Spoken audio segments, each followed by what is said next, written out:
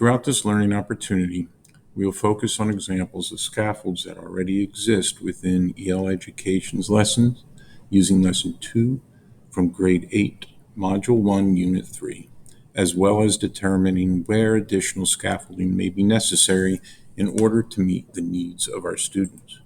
The next few slides include annotated segments highlighting a few important parts of the lesson.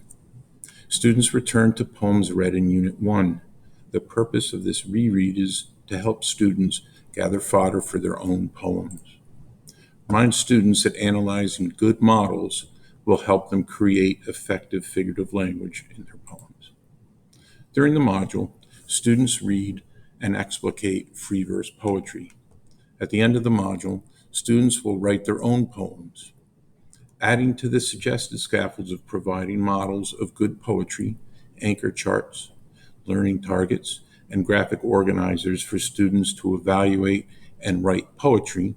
For struggling students, an added support would include more structured graphic organizers to evaluate and write figurative language.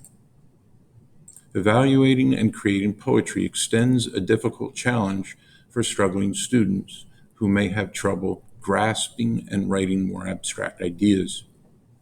After reading the poems from inside out and back again, and studying the poetic devices, students will have experience with identifying elements of figurative language.